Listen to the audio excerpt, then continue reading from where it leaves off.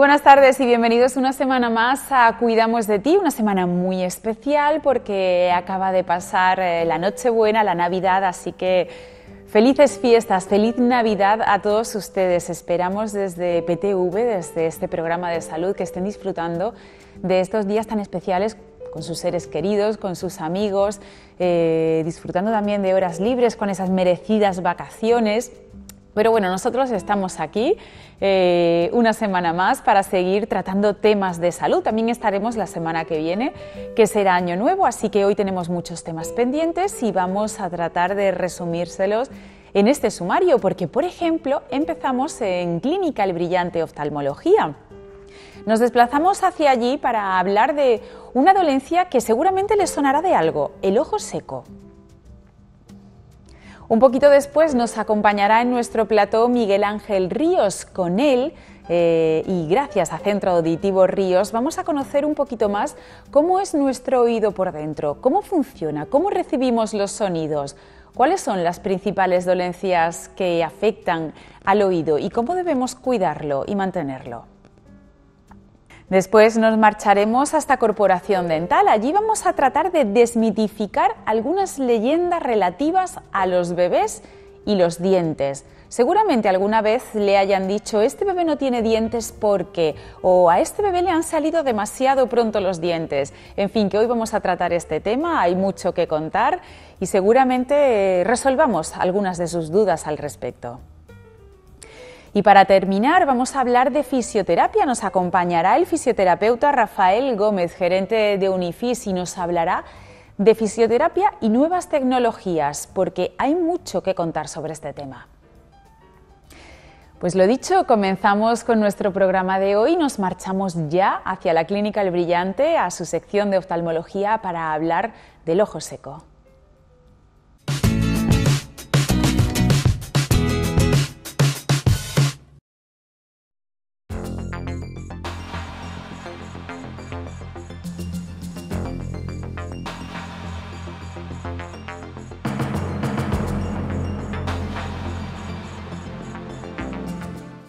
Hoy desde Clínica El Brillante vamos a hablar de un tema muy frecuente, una queja muy habitual, que es el síndrome del ojo seco.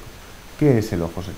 El ojo seco es una condición en la que el ojo no produce o bien cantidad o bien calidad de lágrimas y sufre las consecuencias de no tener esa protección frente a la intemperie, molestias, secreciones. Ahora hablaremos de ello. ¿Por qué ocurre el ojo seco?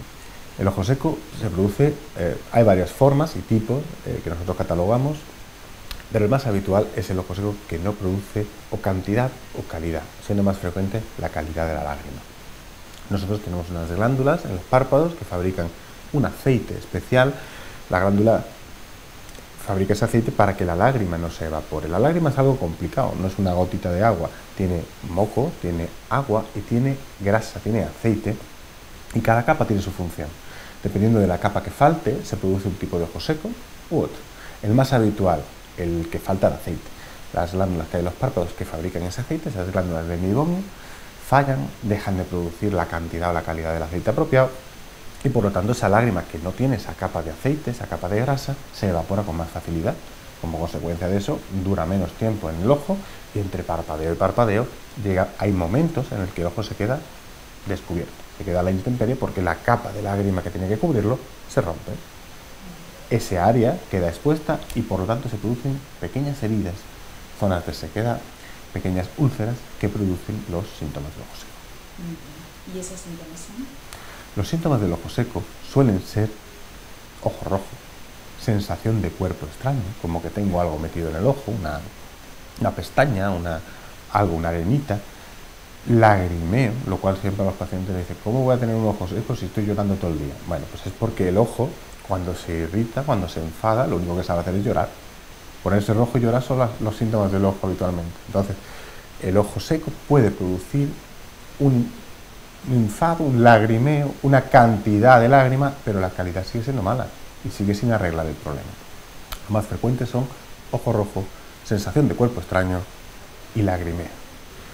Puede dar también visión borrosa si esas heridas de las que hemos hablado se producen justo en el centro del eje visual. En ese caso, la visión también se puede ver alterada. aunque suele ocurrir en casos más moderados o severos, no los casos leves de ojo seco, que son los más frecuentes.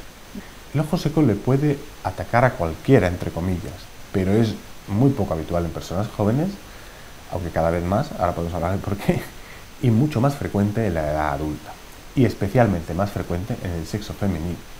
El sexo femenino, con los cambios hormonales, a partir de los 45-50 años, hay una gran incidencia de ojo seco. Y es debido a los cambios hormonales. Se produce más, igual que los hombres tienen más alopecia, calvicie, pues las mujeres tienen más ojo seco. También hay ojos secos ahora, en el momento actual, en relación con la tecnología, entre comillas. La visión, la visualización de pantallas, de ordenador, de iPads, de teléfonos móviles, produce que la tasa de parpadeo, el número de veces que parpadeamos por minuto, sea menor. Claro, si tengo el ojo abierto más tiempo, parpadeo menos veces, pues está más abierto más tiempo, se seca más, así de sencillo. Se seca más que si parpadeásemos más veces por minuto. Y eso se produce un ojo seco relacionado con esa tecnología que hemos hablado, pantallas en general. Esto cada vez es más habitual porque cada vez somos más adictos a todo esto. Y bueno, lo que recomiendo es que descansen un poco de los ordenadores y que intenten en el descanso no estar con el móvil, que pasamos de estar con el ordenador a estar con el móvil. Incluso una lágrima. Eso ocurre mucho en las personas jóvenes. Las personas mayores es el ojo seco de disminución de la calidad o de la cantidad de lágrimas. Efectivamente, el ojo seco, el más habitual, es el que se produce por un déficit mixto. Muy habitualmente falla la capa grasa, también no la cantidad de agua no es suficiente. Los casos más severos de ojo seco suelen ser los casos en los que hay una patología detrás, como puede ser el síndrome de Sjögren, es un nombre del señor que lo describió, y es porque hay las glándulas como son la glándula lagrimal o la glándula parótida que da la saliva, ¿no? Y otro tipo de glándulas, están afectadas por una enfermedad autoinmune, la propia inmunidad del cuerpo ataca a esas glándulas y produce que fallen, que no secreten, no produzcan la cantidad suficiente de líquido. Puede ser ese síndrome, es habitual que haya ojo seco, nariz y boca seca y todas las mucosas en general secas. Este tipo de ojos secos suelen ser muy severos porque no fabrican prácticamente cantidad ninguna de agua, o sea, de la capa agua de la lágrima y de cualquier otra zona de las mucosas que deben de estar húmedas. Y ahí esos ojos secos son difíciles porque, bueno, es que realmente no hay agua. Por mucho que tú le eches, no consigues suplir la cantidad que te debería de producir la glándula. Y ahí, más rara vez, falla la capa de moco, que la capa de moco está ahí para que la lágrima se agarre al ojo y no se resbale, por decirlo de alguna forma. Muchas veces hay mixto, no conseguimos cantidad de agua suficiente, pero también se evapora más de lo que queríamos. Y esa mezcla de situaciones produce el ojo seco en la mayoría de los pacientes, siendo la capa de aceite más importante. El ojo seco es un diagnóstico eminentemente clínico, es decir, el médico, el oftalmólogo lo ve en la consulta, aplicará algún colirio, cloresteína o algún colirio de consulta para valorar clínicamente la calidad de esa lágrima. Además, siempre prestamos atención a los párpados, a ver cómo está el párpado, que es el que tiene la glándula que hemos hablado, y cuánto aguanta esa lágrima entre párpado y párpado, si la lágrima de verdad tiene una estabilidad, ese film lagrimal tiene una estabilidad o se rompe antes de tiempo. Son técnicas antiguas, no vamos a entrar en el nombre. Hay técnicas más sofisticadas, que son test de consulta, donde se intenta detectar varias cosas. Por ejemplo, las metaloproteasas, una palabra rara. Moléculas que se producen en el ojo seco, moléculas proinflamatorias. El ojo seco se ha descrito que tiene un estado inflamatorio. El ojo no está bien y siempre hay una pequeña inflamación que está ahí dando un poco de guerra. Y se pueden detectar esas moléculas proinflamatorias. Es un test que utilizamos poco, lo tenemos aquí en la clínica brillante, pero lo utilizamos poco porque normalmente un ojo seco moderado o severo lo ves nada más asomarte. Un ojo experto se asoma y dice, un ojo seco severo. La causa, bueno, también se puede ver clínicamente con algunas pruebas que hacemos. Es un diagnóstico clínico. ¿Que te puedes apoyar con tecnología nueva midiendo la osmolaridad lagrimal o midiendo las metaloproteasas? Sí. Son tecnologías caras y que mucha gente pues, no está dispuesta o no pueden o no pagar. Y además que, bueno, si lo viéramos necesario lo diríamos. Muchas veces lo diagnosticamos sin necesidad de gastar más. Los síntomas de ojo seco los hemos comentado. ¿Cuándo acudir al oftalmólogo? Cuando estemos molestos, cuando la situación de molestia dure y no sea una cosa puntual de un día o de dos, hay que acudir. No solo porque pueda ser un ojo seco, sino que puede ser otra cosa, que a lo mejor uno no le da importancia o uno aguanta mejor la molestia o el dolor y tenemos una enfermedad. Entonces, bueno, cuando hay síntomas o signos que duran, hay que acudir al médico, como cualquier otra parte del cuerpo. Probablemente sea ojo seco si tenemos esos síntomas de que me pica, me escuece, tengo el ojo rojo y la sensación de que tengo una pestaña dentro. Puede llorar el ojo por 200 motivos. El frío, lo hemos hablado. Oye, es que salgo a primera hora de la mañana y me llora el ojo. Claro, el ojo tiene receptores de la temperatura, receptores de presión, y el viento o el frío puede hacer llorar el ojo. Eso es normal y natural y es una forma de protección. Ahora, no es que yo todos los días tengo, a partir de la mitad última del día, a partir de la tarde estoy cada vez peor, me levanto bien, pero voy empeorando, hasta que por la noche ya es que tengo que cerrar los ojos porque no puedo descansar. Eso tiene pinta de ojo seco. Y eso habrá que venir a la consulta, valorar qué grado de ojo seco, si es leve, moderado o severo, cuál es la causa principal del ojo seco y poner una solución enfocada a tratar la causa. Lamentablemente el ojo seco no se cura. Esto es una cosa que me gusta y lo digo a los pacientes. No se cura, se trata. Se trata como se puede tratar la piel seca, pero no se cura la piel seca, es algo constitutivo de la persona. Se puede mejorar con los tratamientos, se puede tener épocas mejores y épocas peores, dependiendo de los ambientes y de cómo nos cuidemos, pero no lo voy a poder curar porque no es un bichito que lo podamos matar y sacar el problema. Primero diagnosticándolo sabiendo que lo tienes, y una vez que lo tienes y tu oftalmólogo te ha diagnosticado el ojo seco, ¿qué tratamiento? Lo más normal, lo más habitual, lo que siempre vamos a poner va a ser una lágrima artificial. La lágrima artificial, hay muchísimas y cada vez hay más, no es una lágrima de verdad, ni llega al nivel de lo complicado y lo complejo que es una lágrima y lo que tiene una lágrima, pero ayuda. Igual que la crema hidratante puede ayudar a la piel seca. Hay 150 lágrimas, su oftalmólogo es el que debe de recomendar la que él crea más apropiada. Y eso es el mínimo, poner extra de lubricación al ojo. Y suele mejorar en casi todos los casos.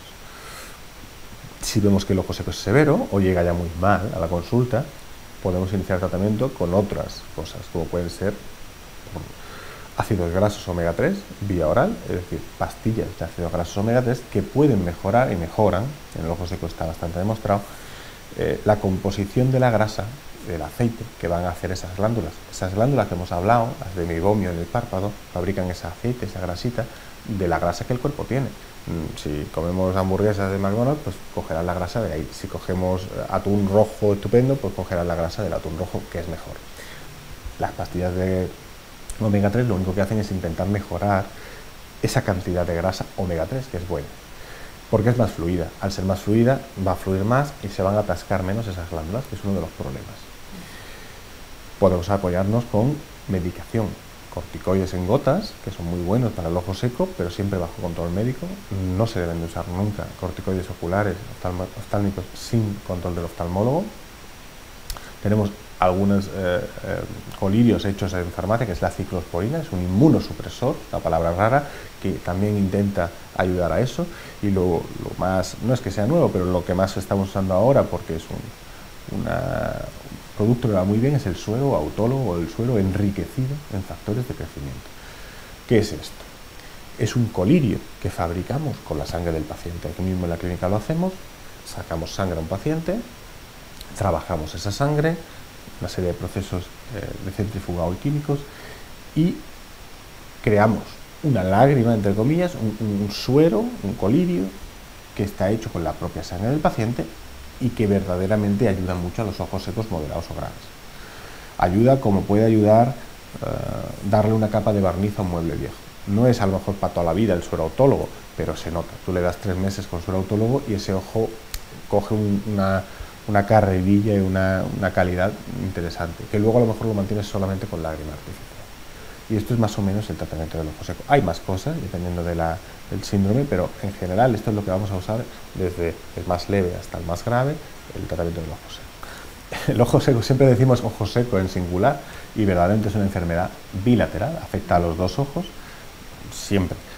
Puede haber uno peor y uno mejor, porque además puede haber motivo de que uno verdaderamente esté peor, ¿no?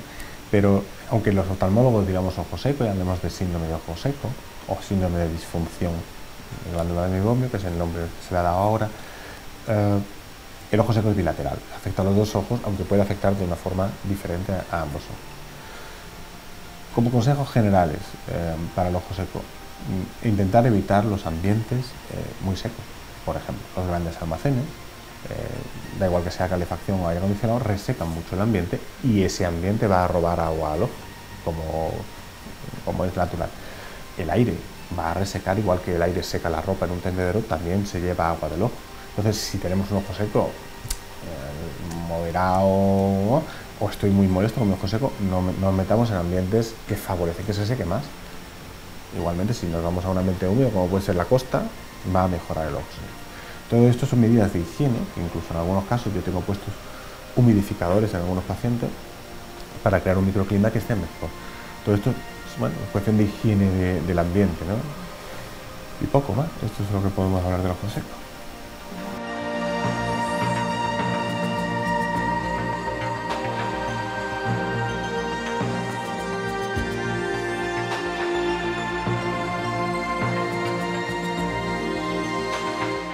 Regresamos de Clínica El Brillante de Oftalmología, de hablar sobre esta dolencia, el ojo seco, que afecta a muchísimas personas, y vamos a conocer, pasamos del sentido de la vista al sentido del oído, porque hoy queremos dedicar un ratito a conocer nuestro oído por dentro. Son ya muchas las semanas que llevamos hablando sobre la pérdida auditiva con Centro Auditivo Ríos, y hoy queríamos conocer este órgano un poquito más a fondo. Para ello, como cada semana, nos acompaña Miguel Ángel Ríos. Muy buenas tardes. Hola, muy buenas. Gerente de Centro Auditivo Ríos. Y bueno, en realidad hemos hablado mucho de la pérdida de audición, pero nos ha quedado pendiente tratar cómo es nuestro oído por dentro, cómo está, de qué está formado, cuál es su fisiología, en fin, conocerlo un poquito más. Así que, ¿qué es el oído y qué función tiene en nuestro organismo?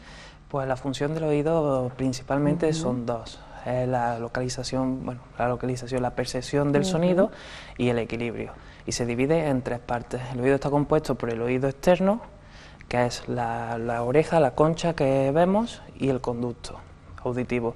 Después tendríamos el oído medio, que lo componen ya el tímpano y la cadena de huesecillos, y después ya tenemos lo que es la cóclea, que es el oído interno, que ahí ya es donde se transforma las ondas sonoras en impulsos eléctricos y los manda al cerebro para que lo interprete ya el sonido y sepamos lo interprete el sonido y lo traduzca a lo que es como oímos normalmente.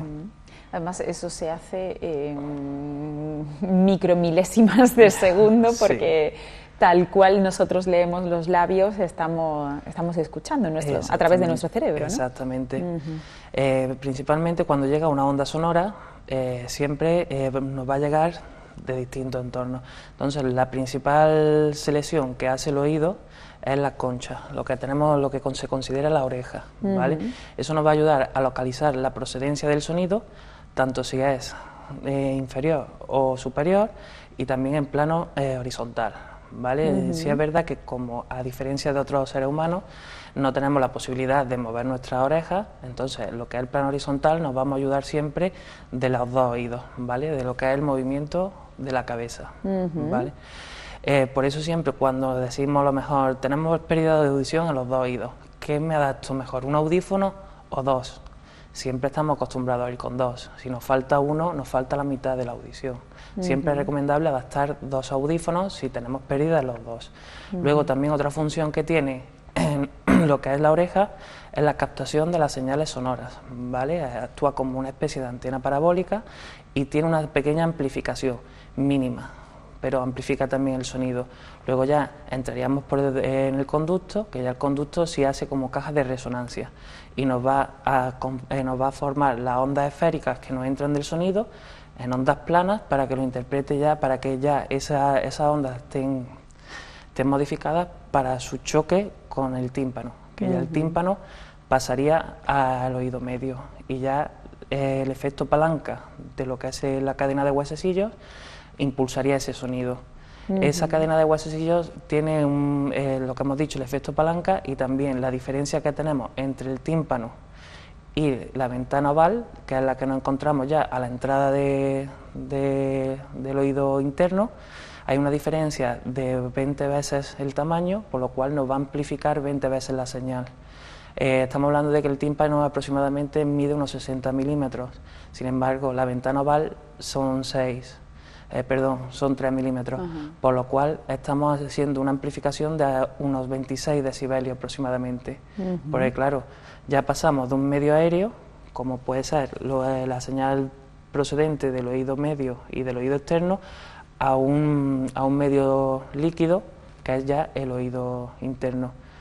En el oído interno, esa onda ya amplificada, para que no se note la diferencia entre un medio aéreo y un medio líquido, va pasando por una rampa vestibular, ¿vale?, que ya la tenemos dentro de la cóclea, y en función a la vibración máxima que tenga ese tipo de sonido, será el que estimule al órgano de Corti, que está dentro del oído interno.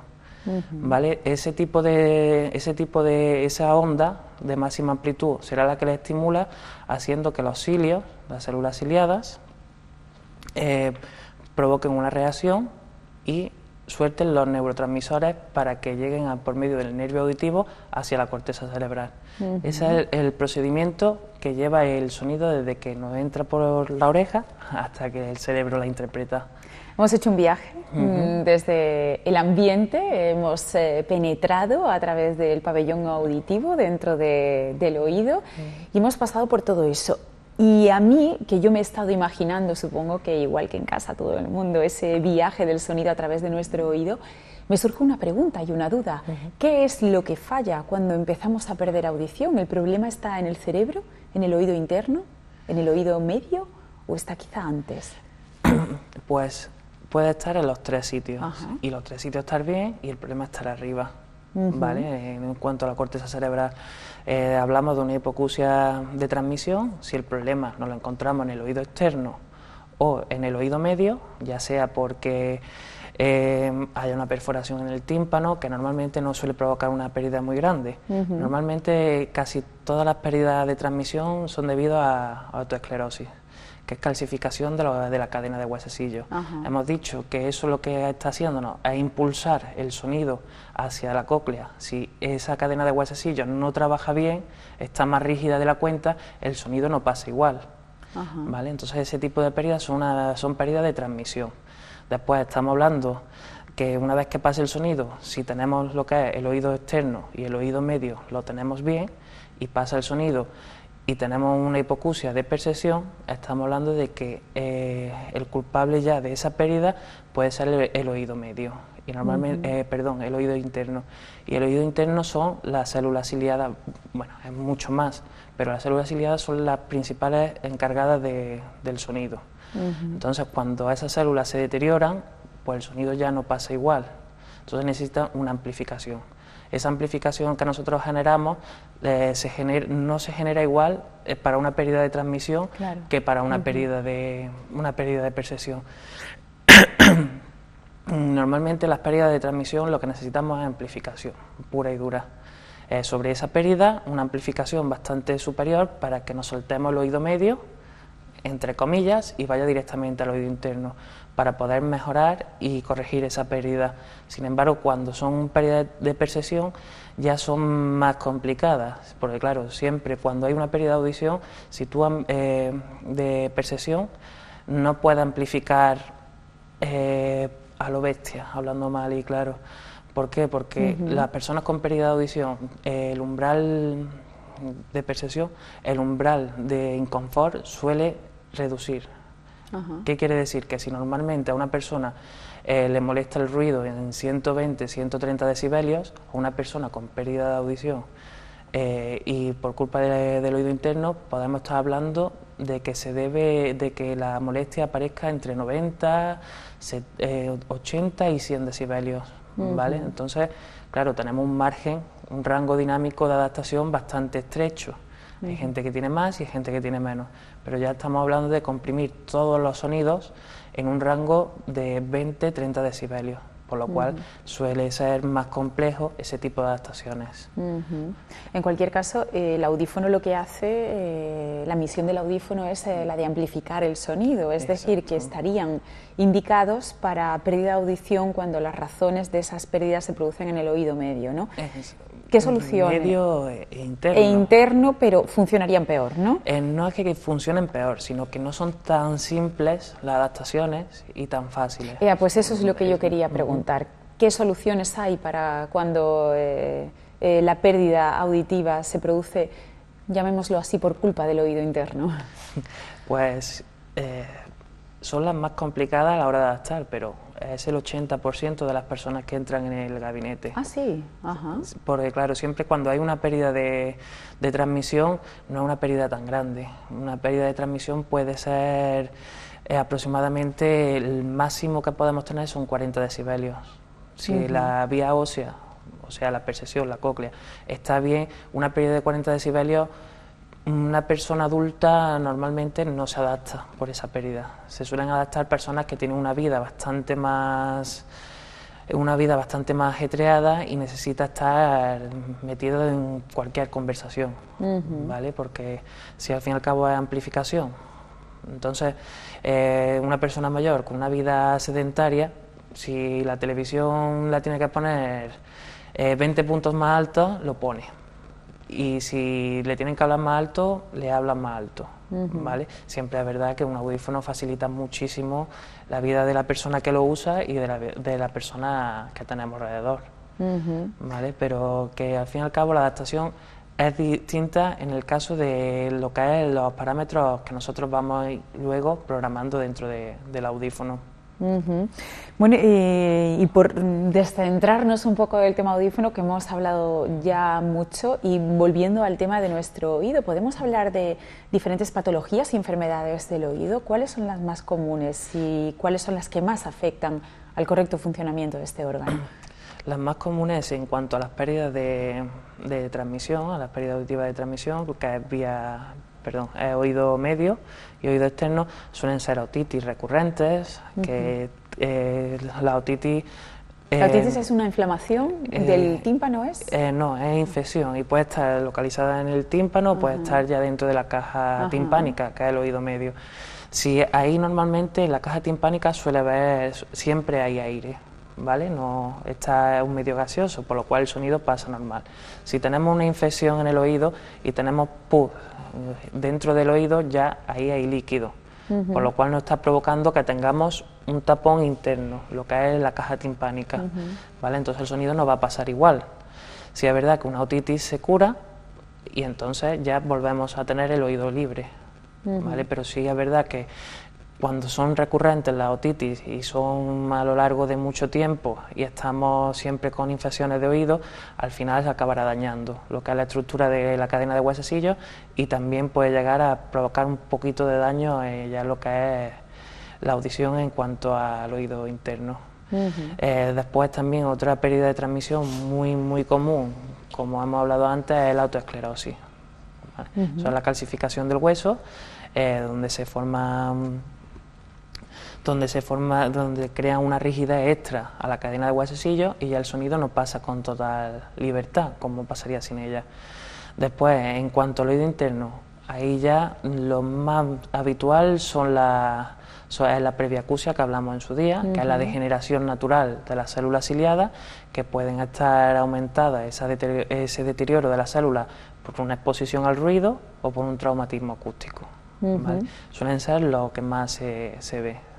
Casi todos los casos, la mayoría son previacusia, porque las células ciliadas se van degenerando solas, porque claro, están expuestas a un trabajo constante, constante a lo largo de toda la vida. ¿Y por qué caen también referente al funcionamiento? ¿Por qué caen antes siempre las frecuencias agudas? Porque las frecuencias agudas, en cuanto a la lámina vestibular, son las que están más próximas al estribo, al oído medio. Entonces son las que antes se ven dañadas, ¿vale? Por la exposición al ruido y a la degeneración. Si una persona que va perdiendo oído dejará de oír primero los tonos agudos frente a los graves. Exactamente. Interesante. A no ser que sea una pérdida completamente transmisiva, que lo que antes se pierde son los graves, que están más lejos. Entonces cuesta más trabajo que llegue allí el sonido, esa onda que estábamos hablando. Entonces, la hipoacusia de transmisión se caracterizan por tener pérdida, por tener mayor parte de esa pérdida auditiva en las frecuencias graves. ¿Qué es el tímpano y por qué se le da tanta importancia cuando alguien, sobre todo niños pequeños, que se chillan al oído, siempre se hace referencia al tímpano, que vas a reventarte el tímpano? ¿Por qué es tan importante y qué pasa si en algún momento ese tímpano se rompe? Pues el tímpano es una membrana que lo que hace es proteger el oído medio frente a las cosas que puedan producirse en el oído externo. ¿Vale? El tímpano está anclado al martillo y entonces cuando el tímpano recibe el sonido lo que hace es golpear el martillo, ¿vale? Para que el sonido vaya pasando por el oído medio hasta el oído interno. El tímpano es el principal protector del oído. Siempre que tengamos una perforación de tímpano hay que tener un tapón, hay que ponerse tapones de protección. ¿Por qué? Porque el agua nos puede entrar, el agua nos puede provocar una infección en la ducha, en la piscina, en cualquier sitio donde vayamos a sumergirnos, ¿vale? Es una protección para que no nos entre nada. Luego, una forma de evacuar lo que entre dentro del oído es por la trompa de Eustaquio, ¿vale? Que lo que está comunicada con la laringe para evacuar todo tipo de mucosidad que tengamos dentro del oído, ¿vale? Entonces, al fin y al cabo, el tímpano es la primera protección que tiene el oído ante cualquier tipo de agente extraño. ¿En qué caso se puede romper ese tímpano? Pues un traumatismo, un golpe, se puede romper, con el bastoncillo, a la hora de limpiarnos los oídos también es complicado. Ahora hablaremos del tema de limpieza y cuidado del oído. Es complicado que sea con eso, pero hay gente que se pasa incluso para rascarnos el oído. Ya no tanto, pero con la aguja de crochet. Yo tengo muchas pacientes de cierta edad que me comentan que cuando les pica se rascan con lo primero que pillan. Y también una de las formas también de romperse el tímpano, es complicado, pero se puede. También una infección que tengamos en el oído medio, que al fin y al cabo esté ejerciendo una presión bastante alta y acabe perforando el tímpano porque la infección tiene que salir por algún sitio. ¿Vale? Si no sale por lo que es la trompa, que es por donde tiene que evacuar cualquier infección, cualquier mucosidad o cualquier cosa que haya dentro de la caja del tímpano. ¿Qué síntomas de alerta podemos ver en el exterior, que es lo que está a nuestro alcance, que nos hagan pensar que estamos enfermos del oído? Es complicado, siempre aparece un dolor, ya sea por alguna infección en el oído medio o en el externo. Produce dolor, incluso podemos ver que nos supura un poquito de pus, pero claro, eso ya es todo tema de otorrino. Eso ya en función, yo ahí no puedo hacer nada. Y además, es más, si cuando vienen a alguna revisión veo que hay algo fuera de lo normal, directamente vaya usted al otorrino y cuando esté ya bien, pues ya veremos cómo lo trabajamos, lo que es la pérdida de audición. Porque claro, muchas veces puede haber una pérdida de audición temporal, debido a eso, a una infección o debido a cualquier cosa que no esté dentro de lo normal. Y eso ya iría vía otorrino.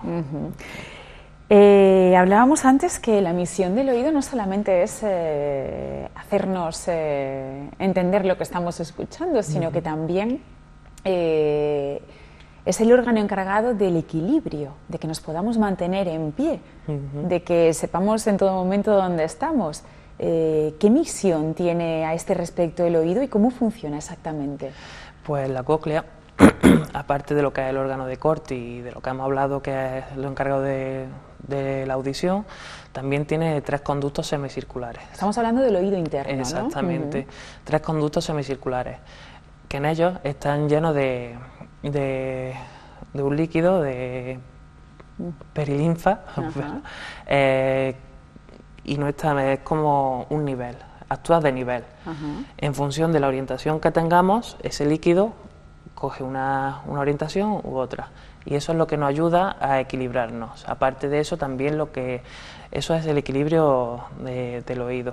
Luego también, para poder estabilizarnos en un sitio, lo que también nos afecta es la procedencia del sonido, ¿vale? Eso es lo que es los conductos semicirculares, eso ya lleva otra vía completamente independiente. Lo que es para la estabilidad en cuanto a localización del sonido, sí se puede solucionar con unas prótesis auditivas, de lo que es un audífono y demás.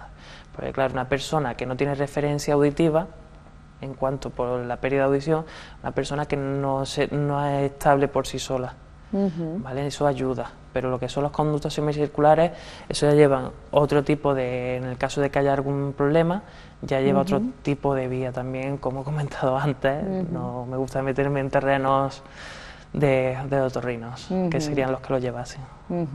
¿Hay enfermedades, como por ejemplo el síndrome de Meniere, produce mareos, pérdidas de equilibrio, están relacionadas con el oído, ¿no? Exactamente. El síndrome de Meniere consiste, es algo bastante complejo. Sí, es verdad que es por la hipertensión que crea este líquido dentro de los conductos semicirculares. Entonces llega un momento que de tanto líquido que hay, perdemos completamente la sensación de estabilidad, ¿vale? También causa pérdida de audición. Durante las crisis siempre aumenta la pérdida de audición, porque claro, el líquido que tenemos dentro del oído, que es por donde pasa la onda sonora, al haber una presión excesiva, no circula igual, ¿vale? Entonces, en cuanto a la pérdida de audición, tiene crisis, Meniere tiene crisis, que tenemos que lo menos impactante, como quien dígase, es la pérdida momentánea de audición que produce. Pero claro, llega un momento que no podemos responder de dónde estamos. De dónde estamos, claro, tenemos perdido el equilibrio totalmente. Una duda que no sé si es de otorrino o de una persona especialista en audición. Cuando nos pitan los oídos, ¿por qué es? ¿Qué pasa dentro de nuestros oídos para que de repente sintamos un pitido que poco a poco se va perdiendo en la lejanía? Pues uno de los motivos principales es que en el oído, como sabemos, hay aire y tenemos un conducto que es la trompa que evacúa las presiones que haya, porque puede haber presión positiva o negativa. Pues uno de los principales motivos es que esté equilibrando presiones porque tengamos una presión extra y esté sacando un poquito de aire por lo que es y es como el sonido cuando destapamos algo. Suena un pi. Exacto. Y además sí que... Lo típico, alguien está hablando de mí, ¿no? Sí, eso dicen, pero obviamente se sabe que no es así. Además dicen que si te pita uno u otro, están hablando bien o mal. Pues eso es en función también del equilibrio que hace de las presiones. Pero en cualquier caso no es nada malo, ¿no? Que nos pite los oídos. Luego ya también está otro tema, que son los acúfenos, que son los pitidos constantes. Pitidos o ruidos constantes dentro del oído, exactamente. ¿no? Eso puede desequilibrar mentalmente incluso a las personas. Eso para ahora mismo, pues es que pueden venir también pueden tener muchas procedencias. Puede ser de un dolor cervical, puede ser del propio oído, puede ser también acúfenos momentáneos, incluso por una otitis media, lo que hemos hablado antes, también puede producir ese tipo de ruidos, que eso luego se van cuando se cure la otitis, pero la procedencia y la fórmula de quitarlos, eso todavía queda... Es un misterio. Es un misterio y se estudia, hay constancia de que se está estudiando, pero claro, es complicado. Lo mejor para esos casos es paciencia y poco a poco irán sacando algo nuevo. Sí es verdad que para las personas con pérdida auditiva, esos acúfenos, al no tener un estímulo sonoro, los tiene por encima de todo. Entonces puede llegar a ser bastante agobiante. Cuando nosotros amplificamos con un audífono, estamos amplificando también los ruidos ambientes, como el roce de la ropa o cualquier tipo de ruido que haya. Entonces lo que hace es que nos lo enmascara de forma natural y pasa ese ruido, pasa a un segundo plano, por lo cual hay una comodidad extra. ¿Vale? No quiere decir que cuando se quite el audífono haya desaparecido el ruido, porque el ruido sigue ahí, pero sí es verdad que con un enmascarador natural, como un audífono, que al fin y al cabo lo que está amplificando es lo que tenemos en nuestro entorno, no lo puede reducir. Sería una solución. Yo he escuchado también a mucha gente que habla de tener, por ejemplo, por la noche, que es cuando más se aprecia, la radio puesta, un sonido más alto que lo enmascare. Luego también también lo tenemos, no suele salir mucho, pero son almohadas que tienen un generador de ruido para generar un ruido contrafase a ese acúfeno para poder estar más, vamos, almohadas. Es un dispositivo que se mete dentro de la almohada. Es interesante. Incluso un de sobremesa también para la mesita de noche. ¿Y qué tipo de ruidos hace? Suele ser ruido rosa o ruido blanco, que son los que enmascaran más ese tipo de ruidos. Los acúfenos. Y bueno, ya para terminar, que nos ha quedado pendiente antes, el cuidado y limpieza de nuestros oídos. Más que oído, no sé si hablar de oreja, porque más allá no debemos pasar, ¿no? No. La limpieza del oído básicamente tiene que ser lo que es la zona de la concha. Introducir algo ya dentro en el conducto no es bueno. Hay que tener en cuenta que si tenemos cerumen, el cerumen se produce para evitar daños mayores. El cerumen lo que es protector, ¿vale? No es malo tener cera en el oído. Al fin y al cabo no evita que la polución pase, porque el cerumen lo que hace es que se le queda la polución pegada, y el oído él solo lo irá expulsando. Cuando nos duchamos, con limpiarnos la zona esta de aquí con una toalla o un bastoncillo por alrededor es suficiente. Todo lo que sea profundizar más no es bueno. Pero si vemos cerumen, ¿hay que limpiarlo? ¿Es antihigiénico el cerumen o es mejor dejarlo ahí? Si está dentro del conducto no lo vamos a ver. Por lo cual que esté ahí no molesta. ¿Vale? Es un sistema de protección que tiene el cuerpo, el oído en este caso, ante cualquier cuerpo extraño. Pues nos ha quedado muy claro cómo debemos tratar nuestros oídos, y hoy conocemos un poquito mejor cómo es este sentido por dentro y cómo funciona, cómo escuchamos. Algo tan importante. Miguel Ángel Ríos, muchísimas gracias por habernos acompañado y nos vemos en sucesivos programas. Y que tengas buena entrada de año. Igualmente. Un placer. Igualmente. Bueno, nosotros hacemos una breve parada para contarles cómo pueden ponerse en contacto con nosotros y continuamos con Cuidamos de ti. ¿Tienes algo que contarnos? Envíanos un correo electrónico o déjanos un mensaje de voz o vídeo en WhatsApp. Si lo prefieres, contacta con PTV Córdoba a través de las redes sociales, Facebook, Twitter o Instagram.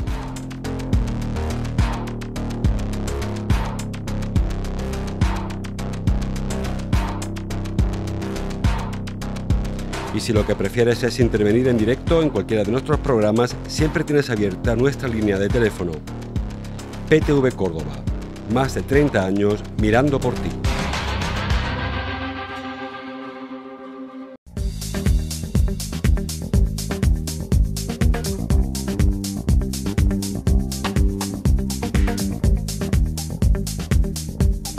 Nos hemos desplazado hasta las instalaciones de Corporación Dental Córdoba, situadas en el barrio de Santa Rosa, para hablar de lo que más nos interesa, que es la salud bucodental. Y como cada semana nos acompaña Pedro Dorado. Muy buenas tardes. Buenas tardes. Gerente de esta clínica dental, y hoy habíamos pensado dedicar este pequeño espacio que tenemos por delante a hablar de la salud bucodental en los bebés.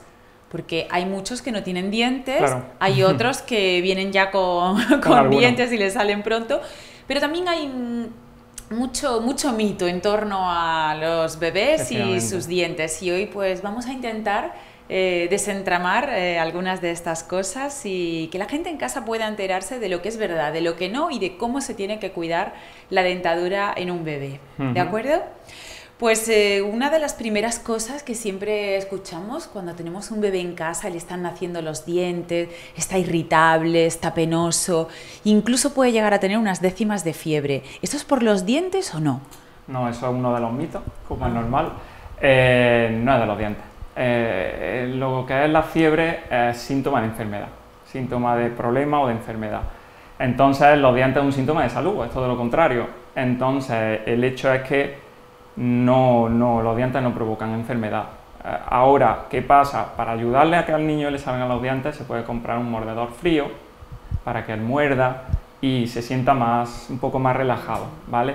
Si tu hijo tiene alguna enfermedad o, en este caso, tiene síntomas de poquita fiebre o algo, es mejor llevarlo a tu pediatra o llevarlo al médico para que le eche un vistacito, porque es que eso no tiene nada que ver con los dientes.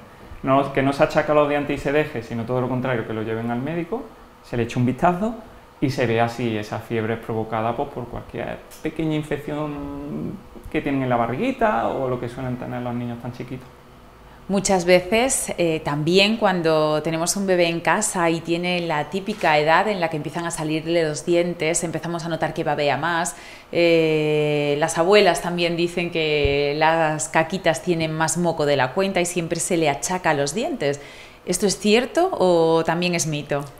Otro mito, estamos hablando en este caso, el problema es que a los niños cuando empieza a salirle los dientes más o menos es el momento de prácticamente cambiarle un poquito la dieta. Esa dieta se le tiene que acostumbrar al sistema digestivo, ya que ese sistema digestivo le estamos dando una comida nueva. ¿Qué provoca eso? Pues provoca eso, babear, porque el niño no conoce sabores, no aprecia esos sabores, la boca babea más en ese momento, y también la caquita es por eso, porque el proceso digestivo se está acostumbrando, se está adaptando a esa comida nueva que le estamos dando al bebé. Entonces de ahí que venga la caquita un poquito más, ¿vale? Pero no es por los dientes no tienen nada que ver en absoluto, simplemente es un mito más.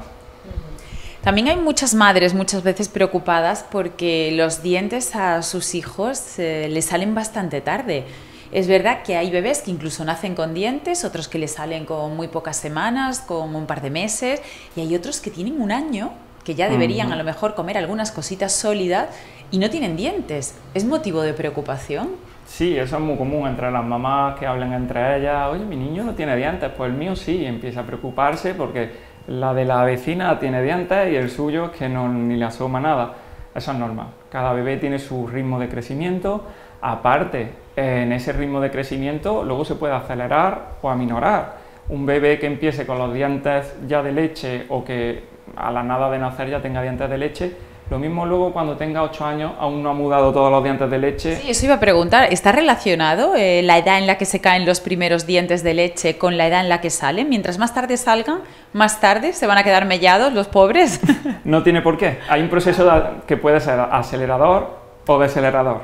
Si a un, ya te digo, si a un niño a lo mejor de 7 años se le están cayendo prácticamente todos los dientes y está todo mellado y a lo mejor uno de 8 no, luego cuando el de 7 tenga 9 y el de 9 tenga 9, a lo mejor coinciden y uno está súper mellado y se le han caído ya todos y al otro en cambio ya no se le ha caído más ninguno, le están creciendo lo que le están creciendo pero no se le ha caído. Eso depende mucho, o sea, no hay que preocuparse. Sí que es verdad que cuando pasa un año, cuando el niño tiene 12 meses, para que la madre se quede tranquila yo siempre le recomiendo que venga al odontólogo, para que nosotros le digamos que está correcto. ¿Vale? Porque hay muchos momentos que sí que es verdad, en niños ya más mayores, sí que es verdad que existe la aginesia, que es la falta del gen de la pieza. O sea, hay veces que debajo del diente de leche no hay diente. ¿Por qué? Porque tienen aginesia. Entonces, en ese momento, por eso es bueno traerlo de bebé, para tranquilizar a las madres y cuando tienen ya más edad, para ver si tienen aginesia, porque si tienen aginesia, ese diente de leche hay que conservarlo como si fuera oro. ¿Por qué? Porque a los niños, para colocarse alguna pieza, hasta los 18 años no se puede, hasta que acaben el crecimiento. Entonces habría que colocar mantenedores de espacio o cosas que son un poco problemáticas para el niño. Entonces siempre lo que hay que intentar es mantener ese diente de leche todo el tiempo posible. ¿Y eso se puede? Porque los dientes de leche cuando empiezan a moverse... Se suelen caer, claro, se suelen caer, pero por lo menos mantenerlos sin caries, mantenerlos sin ese movimiento y sin decirle al niño muévetelo para que se te caiga, porque ya sabemos que debajo no viene ninguno. Que nos dure 1 año más, 2 años más, 6 meses más, bueno es porque será un tiempo que estará el niño sin ese mantenedor de espacio, ¿vale? Que es un poco problemático para él, ¿vale? Más incómodo. Sí. Ya, una duda por mera curiosidad, ¿cómo está estructurada la boca de un recién nacido? ¿Tiene el diente de leche ahí preparado para salir cuando toque o se está gestando? Y luego el diente definitivo, ¿dónde está? ¿Existe? ¿O si también se gesta con el tiempo? Los de leche normalmente sí están en la boca, y los definitivos son los que se crean, como he explicado antes, en germen. Se crea el germen y el dientecito está dentro, poco a poco se va creando hasta que empieza a empujar al diente de leche. Y eso sucede cuando está ya maduro, empieza a empujar al diente de leche y es cuando el diente de leche se cae. Ahí es donde nos damos cuenta muchas veces de esa aginesia que comentaba antes. Ajá. Si el diente no está ni en germen ni nada, el diente definitivo es que hay aginesia, que es falta del gen de esa pieza. Y no se cae, claro. Claro, también no ayuda a que la pieza... y ayuda a que no se caiga. Ajá. A mí me ha venido gente de 25, 30 años, 40 con el diente de leche. porque no se le llega a caer, se lo cuidan, como es normal, pero no se le llega a caer porque no hay nada que lo empuje. ¿Qué pasa? Que hay que tener mucho cuidado porque ese diente apenas tiene raíz y a la más mínima se puede ir. Interesante. Bueno, pues tenemos muchas más preguntas, como por ejemplo, ¿cuándo empezamos a cepillar los dientes de un bebé? Y si el bebé no tiene dientes, ¿hay que cepillar las encías? Eso es muy importante, tanto cepillar los dientes del bebé como del niño ya cuando empieza a ser un poco más madurito, siempre, o sea, hay que jugar con el niño. Basándonos en los bebés, venden lo que son unos dedales en las farmacias, que se le aplica una gasita y por lo menos con ese dedal y esa gasita le puedes quitar los restos de leche. O de leche, vamos, normalmente lo que toman es leche, pues la espumita de la leche y tal, se le quita de las encías para evitar posibles irritaciones. Porque aunque el bebé sea muy chico, sí que se le puede irritar un poquito la encía. Aunque no lo notes prácticamente, pero sí. Entonces siempre es bueno quitar esos restos de leche. Y cuando el niño es chico, desde chiquitito, está encima de ellos, jugar con ellos, que ellos lo tomen como un juego y que se acostumbren. Bueno, y esta sí me la sé porque además lo hemos hablado, pero además esta es de cajón y hay que saberlo sí o sí. Los dientes de leche sí pueden tener caries, ¿verdad? Claro, es más, los dientes de leche están preparados solo para un periodo de tiempo, no están como los definitivos, por lo cual es recomendable, una vez tienen los dientes de leche y el niño un poquito más mayor, traerlo a que se le haga una fluorización. Es muy importante añadirle flúor a ese diente. El flúor es un mineral, como ya dije en su momento, que se adhiere al diente y lo hace más duro. ¿Con eso qué conseguimos? Pues que ese diente no le salga caries o le tarde más en salir caries. Pero bueno, con una buena higiene no debería salir, pero bueno, intentar ayudarlos a que, claro, son niños y es un poco más complicado el llevarlos. Entonces es muy importante la fluorización y cuando son chiquitos, pues eso, cuidarlos mucho, que se cepillen, aunque sea con agua al principio, pero ya te digo, hay pasta a partir de 2 años, por algo será. Si salen caries hay que tratarlas, no por el hecho de que ese diente se vaya a caer a corto plazo la dejemos estar. Una caries hay que tratarla. Claro, totalmente. Aparte, en los dientes de leche, como he dicho, que son más débiles, el problema de que se cree una caries y la madre se crea que como se va a caer la pieza, al final no va a necesitar hacerle la caries, es un problema. ¿Por qué? Porque esa caries sigue avanzando. Ataca la pulpa del diente, ya que un diente de leche no tiene nervios, sino es pulpa, ataca la pulpa del diente y lo normal es que los niños muchas veces te digan, me duele aquí, pero no le eches cuenta y luego el niño le siga doliendo, pero el niño como juega no se echa cuenta de que le duele y no le da esa importancia que tiene, ¿vale? Entonces siempre es importante traerlo al dentista para que nosotros lo veamos y veamos el problema. ¿Por qué? Porque los dientes definitivos pueden incluso nacer con caries ya, porque desde el diente de leche le llega al definitivo. Y un diente definitivo que tiene que tener el niño 80 o 90 años en la boca, que le nazca con caries, es propenso a que al final, a la larga, acabe perdiendo. Y es una pena.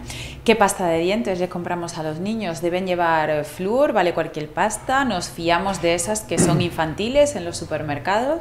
Normalmente las pastas siempre tienen el ppm controlado. ¿Qué es el ppm? El ppm es un producto que es derivado del flúor, ¿vale? En los niños hasta los 6, 7 años, incluidos los 7, lo recomendable son 1000.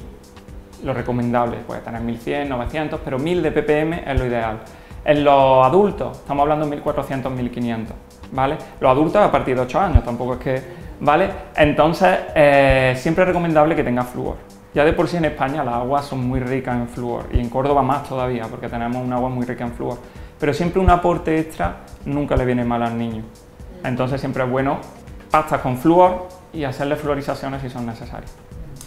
Y las revisiones, a pesar de que todo esto que estemos hablando esté controlado, el niño no se queje, nosotros veamos que lleva una higiene bucodental adecuada, es decir, que todo marche bien, ¿es necesario traerlo al dentista para hacer una revisión? Es necesario por la salud bucal del niño, pero también es necesario porque tenemos que comprender que es un niño y el niño a los médicos normalmente le tiene pavor. Entonces lo que tenemos que intentar es que el niño se acostumbre a venir al dentista, vea que somos sus amigos, que le damos regalitos, que él se sienta cómodo viniendo al dentista. Yo prefiero que venga un niño desde chiquitito al dentista porque por muchos problemas que pueda poner, lo normal es que no tengan caries. Se van a ir sin caries, van a venir a la siguiente cita, ya van a conocer a su doctora y probablemente ya no vengan con ese miedo, se van a ir sin caries, y eso de no tener caries o tener simplemente una florización, que eso se coloca en un minuto y el niño no siente nada, hace que tenga esa confianza con el doctor. Aparte aquí le ponemos sus dibujitos, ellos abren la boca y se quedan la más de tranquilos. Además, aquí en esta clínica en Corporación Dental tenemos el tema de la Junta de Andalucía, el PADI o PADA, ¿vale? Ese plan incluye a los niños de 6 a 15 años, entonces les cubre muchos tratamientos y así para intentar un poco incentivar que a los niños mínimo desde los 6 años tienen que estar viniendo al dentista para mantener una higiene buena y para que se acostumbren, que son niños y tienen que ver que ir al dentista es algo normal, no es nada traumático.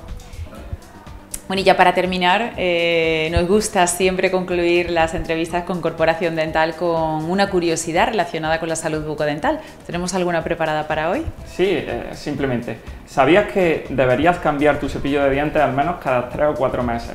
La mejor forma de tener eso en cuenta es en los cambios estacionales. Pues Pedro Dorado, director de esta clínica, Corporación Dental en Córdoba, muchísimas gracias por habernos atendido una semana más y nos seguimos viendo en Cuidamos de Ti. Gracias.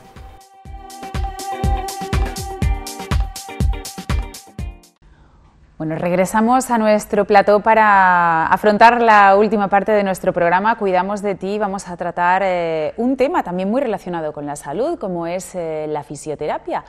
Una ciencia de la que todos en mayor o menor medida seguramente hemos participado en alguna ocasión en nuestra vida, pero que debemos saber que avanza. Y aquí en Córdoba justamente contamos con una clínica que se encuentra a la vanguardia en cuanto a maquinaria y nuevas tecnologías para tratamientos en fisioterapia.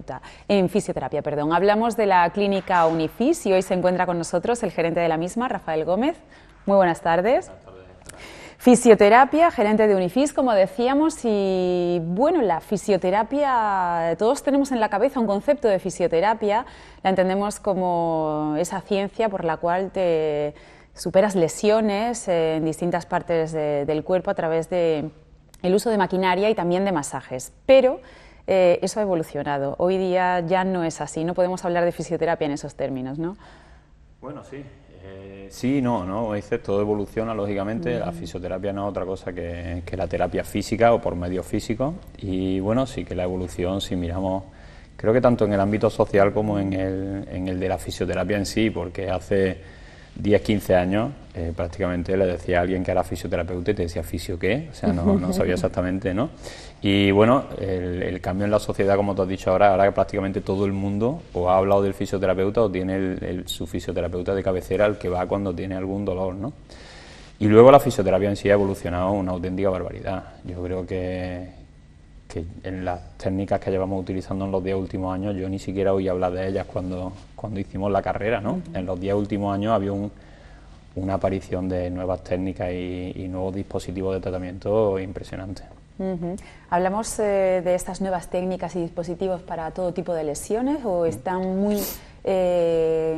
están fabricadas para tratar algo muy específico?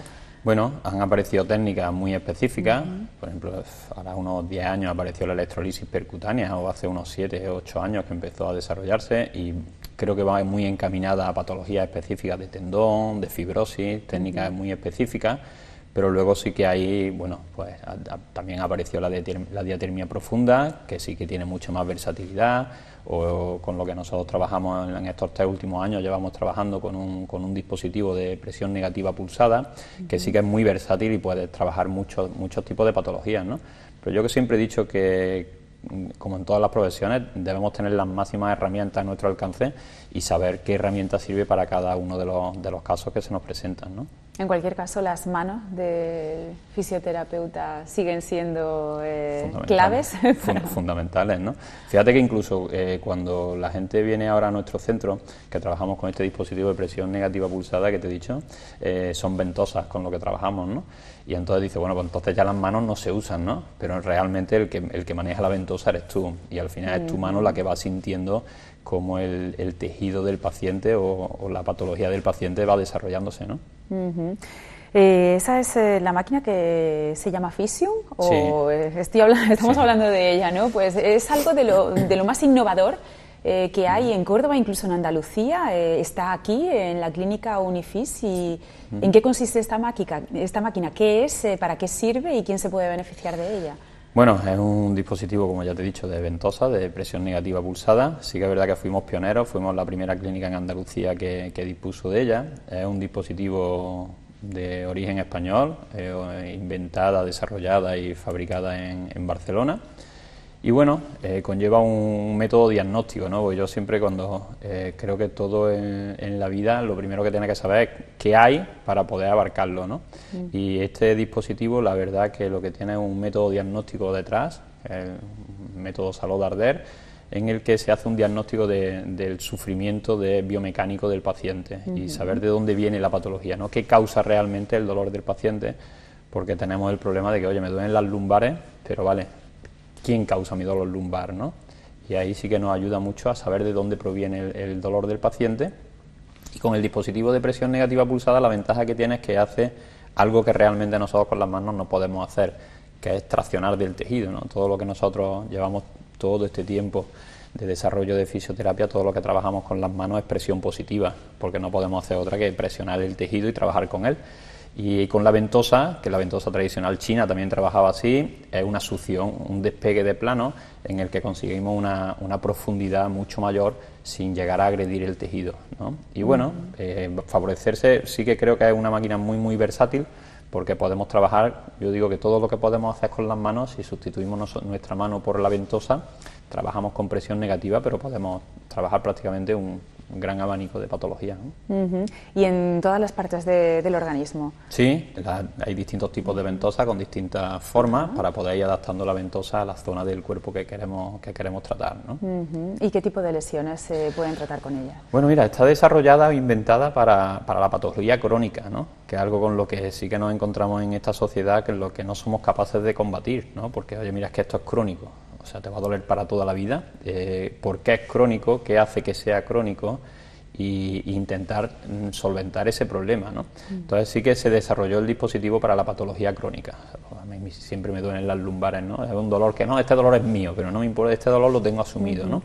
Y creo que es una lacra o algo importante en la sociedad, porque si cada vez somos más longevos, el tener que ir toda nuestra vida con un cierto dolor y unas ciertas limitaciones, creo que es lo que tenemos que combatir, ¿no? Y bueno, pues pretendemos en nuestro centro que nuestro paciente venga y no tenga que regresar, ¿no? No estar un periodo de tiempo bien y volver a recaer, sino que esa patología crónica seamos capaces de resolverla. ¿Hacia dónde camina la fisioterapia? Porque si esta máquina es de reciente invención para tratar este tipo de patologías, ¿hacia dónde camina? ¿Hacia dónde llegaremos? ¿Hay más innovaciones que estén implantadas ahora mismo y que desconozcamos el público en general? Sí, bueno, yo creo que por suerte o por desgracia la fisioterapia considero que es una profesión muy joven en la que hasta ahora no se ha investigado prácticamente nada. Creo que bueno, cada vez ha habido más facultades de fisioterapia a nivel nacional que no están obligadas a ir investigando, ¿no? Y eso nos va abriendo campo. Mientras más fisioterapeutas se han ido formando, más mentes inquietas que van intentando descubrir cosas, ¿no? Pero creo que lo importante es la investigación, como todo, ¿no? La fisioterapia irá siempre encaminada, o quiero pensar que siempre irá encaminada a mejorar la calidad de vida, que será cada vez, lo que hemos dicho, que cada vez somos más longevos, pero queremos ser longevos con calidad de vida. Ser longevos para estar sufriendo no tiene razón de ser, ¿no? Y bueno, sí que se van apareciendo, ya te digo, en los últimos 6-7 años considero que han salido una cantidad de técnicas bestial, o sea, la electrolisis percutánea, la diatermia profunda, la presión negativa pulsada, nos vamos encontrando cada vez con un desarrollo de nuevas técnicas. Y irán avanzando, claramente, pero siempre encaminada a conseguir una mejoría de la calidad de vida, ¿no? ¿Para qué sirven todas esas técnicas nuevas que nos estás diciendo? Bueno, la diatermia profunda es una aplicación de calor profundo para conseguir una vasodilatación y una relajación de los tejidos. La presión negativa pulsada igual, recuperar la movilidad de los tejidos. La electrolisis percutánea es una técnica que con una aguja de acupuntura se introduce dentro de la zona de inflamación crónica y se le da una descarga eléctrica para intentar regenerar el tejido. Y bueno, si te paras a pensarlo, todo va encaminado en lo mismo, ¿no? En regenerar tejido, en que el tejido, porque creo que el único fundamento que tiene la fisioterapia de verdad poner todo en su sitio, que todo funcione bien y entonces el cuerpo funcionará bien, ¿no? Si todo se mueve y está como tiene que estar, no habrá patología. Siempre le pongo el ejemplo a los pacientes para que lo entiendan muy bien, es como si tú te haces una gran raja, el médico te cose, pero el médico no te cura la herida, ¿no? El médico lo que hace es aproximar los bordes para que tu cuerpo cicatrice. Entonces, si le damos las condiciones óptimas a nuestro cuerpo para que pueda trabajar bien, todo funciona bien, ¿no?